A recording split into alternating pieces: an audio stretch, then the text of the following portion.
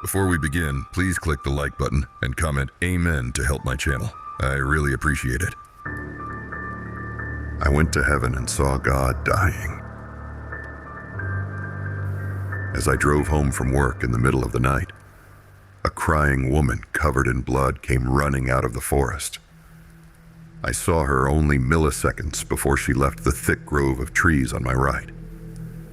Her eyes were wide and uncomprehending, her mouth open in a perpetual shriek, her clothes torn into rags, but otherwise, she was beautiful and young.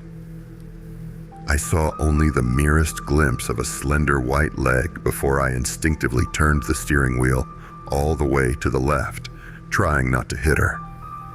At the speed I was going, and with the constant rain falling down from the sky, I quickly lost control of the car.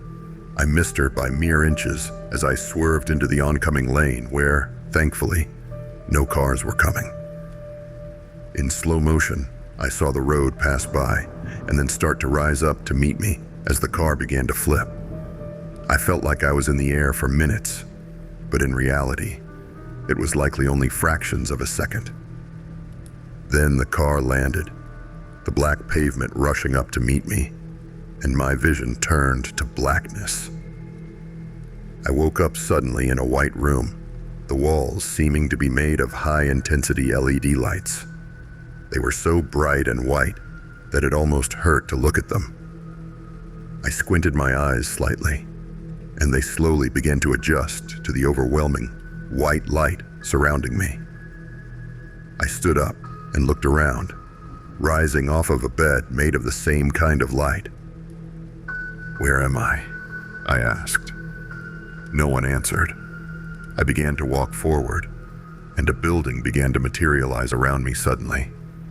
The white light all draining out of the bottom of the room like water running down a drain. I was in a castle. In the entryway, looking out massive black gated doors.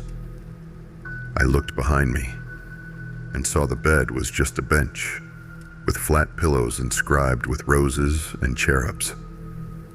The castle seemed to stretch forever in a straight line, hallways with endless mahogany doors disappearing into a point in the horizon. No one moved in the rooms or the hallway. Outside, birds chirped pleasantly, and a tropical, sweet-smelling breeze blew past me. I turned my attention back to the front gate, deciding to go outside. As soon as I stepped outside the shade of the castle, a blazing sun warmed me. I instinctively put my arm above my eyes to dim the summer light. As my pupils constricted and I was able to see better, I realized that the light overhead was not coming from a sun, but many eyes looking down at me from the sky. They all sent out some light of their own, brighter than a full moon, but far dimmer than the actual sun. I could look up at them and see them moving around, their pupils dilating and constricting as each eye focused on something new. They stayed in constant motion, and there were thousands of them, covering the sky with white sclera, gray, purple, and green irises, and constantly flicking pupils as far as my eye could see. "Those are the eyes of God," a voice behind me said.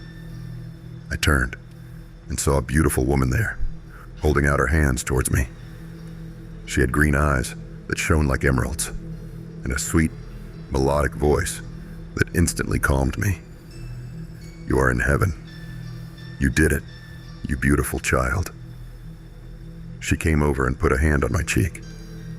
It burned with her touch, sending waves of happiness through my body. As I looked closer at her, I realized she had on platinum armor and a scabbard with an obsidian sword handle sticking out of the top. Tiny diamonds and emeralds decorated both the scabbard and the handle. "This isn't like I imagined heaven to be," I said, looking at the trees all around us. They were covered in silver and gold, rising up hundreds of feet in the sky. They stood like skyscrapers, swaying slightly to and fro as the tropical breeze blew the smell of fruits and ocean through the air. At the top, I saw what looked like people moving around, flying even. But they were so high up, I could barely make them out, even when I squinted. "Well, the truth is," she said, her smile widening from ear to ear, showing dozens of sharpened, blood-soaked teeth, her voice deepening and turning into a hissing gurgle. "God killed himself to make this world and your world and everything in between." She brought her other hand up, and now the waves of pleasure I had felt were replaced with burning pain as she scratched me with huge talons that had suddenly exploded out of her fingers. Her skin began to blacken, but the eyes stayed green, expanding into circles of luminous, iridescent light between folds of black, rotted skin. Massive black wings unfurled behind her, squirming with millions of maggots that constantly fell to the ground, writhing as they tried to return home. The smell of the wings made me gag, reminding me of a combination of burning rubber and rotting roadkill. I screamed, clutching my cheek and feeling blood running down it in rivulets. I turned, running away from this monster as fast as I could. The eyes above me seemed to move faster, as if they had been agitated. At that moment, 4 people rushed from the forest, waving swords and crossbows.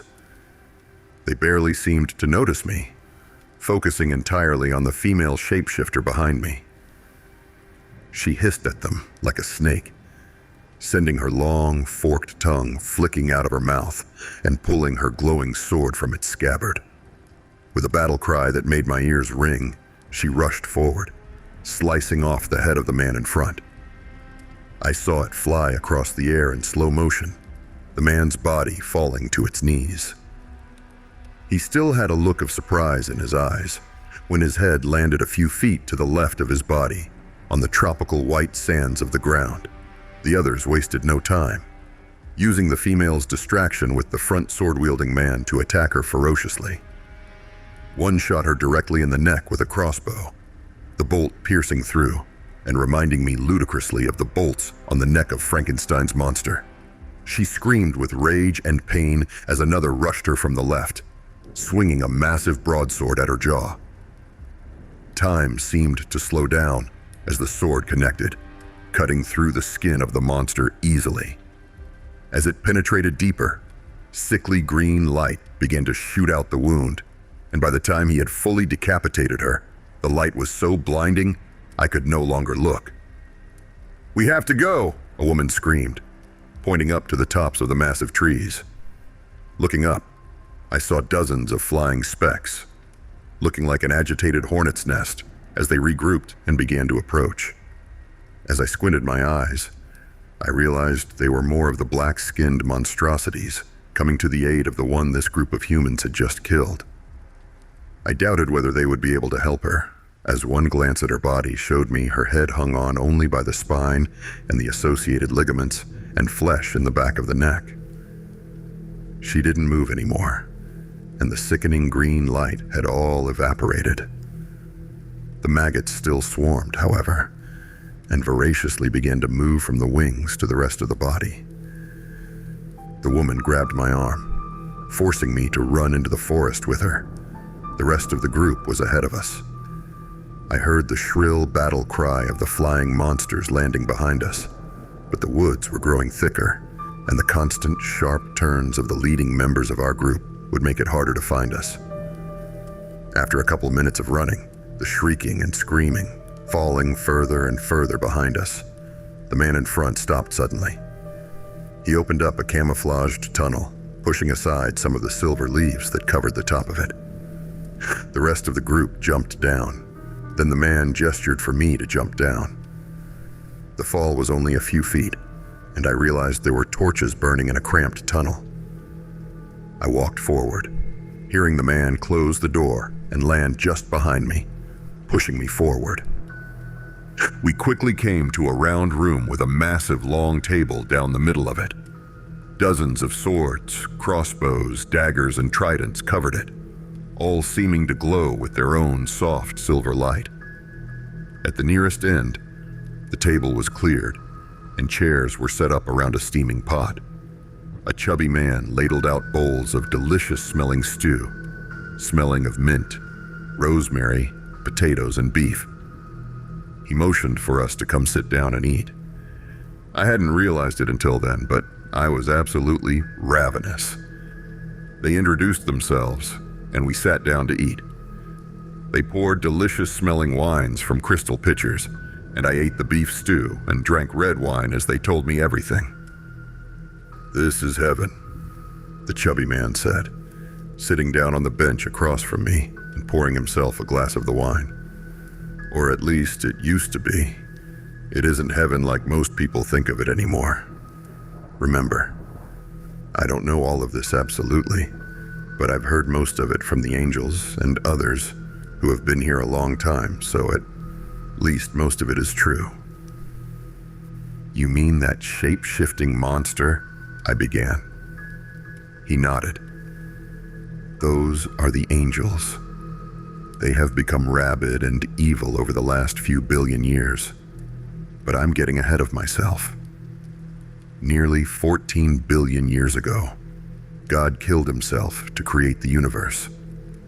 He cut himself open and let eternal amounts of mass, energy, and consciousness pour out of his body, an action which became known to us as the Big Bang.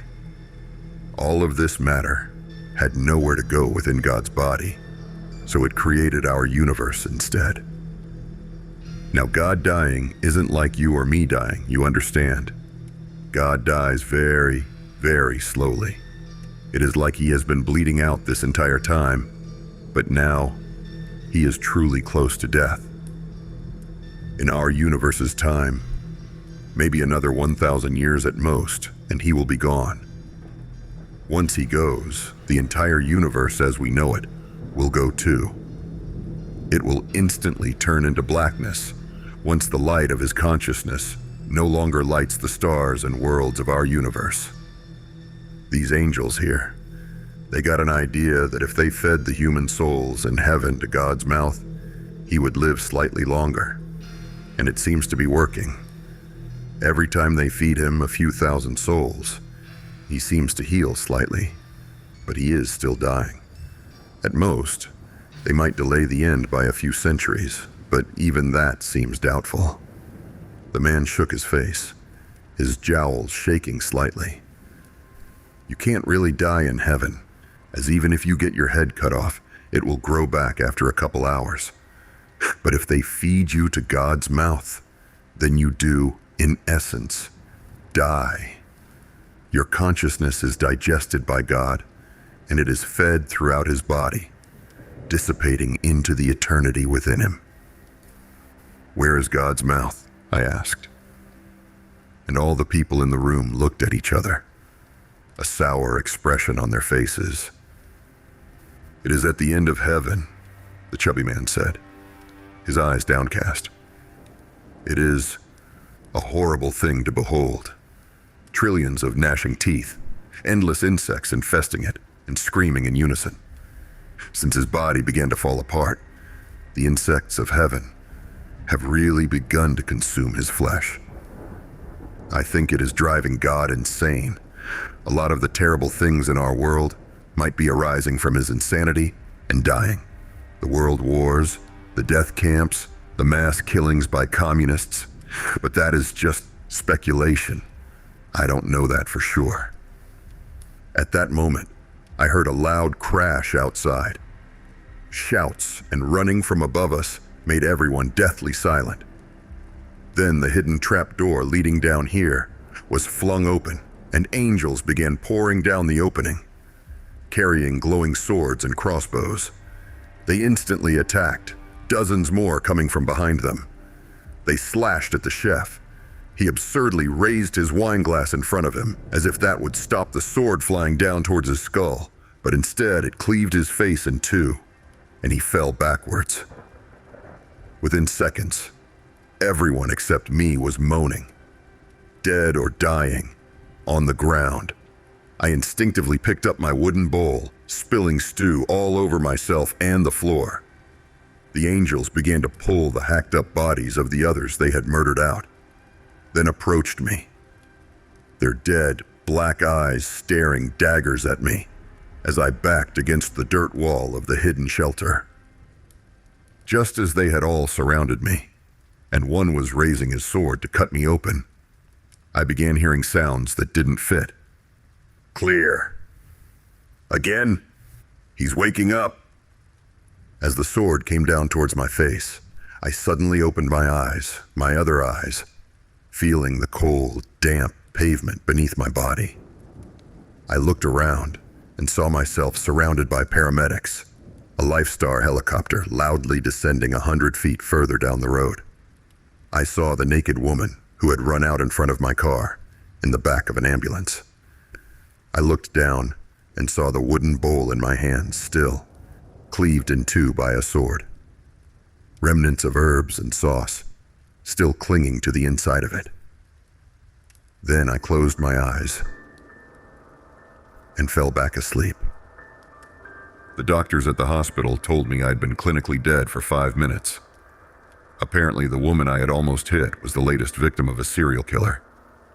She had escaped from him and ran blindly into the road out of mortal terror. I didn't blame her in the least, and was simply glad I hadn't hit her. I still have the wooden bowl I brought back with me, and the slices on my cheek from that thing I encountered. Once I get out of here, I want to send the remnants of the bowl to a scientific institute to see what it is truly made out of.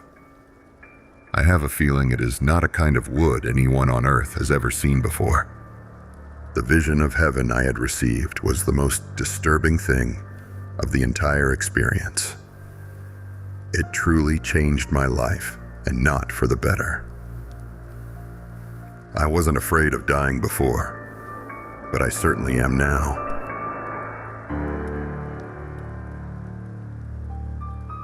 Aha!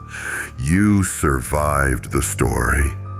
Think you can handle how deep, dark, and disturbing the rabbit hole goes?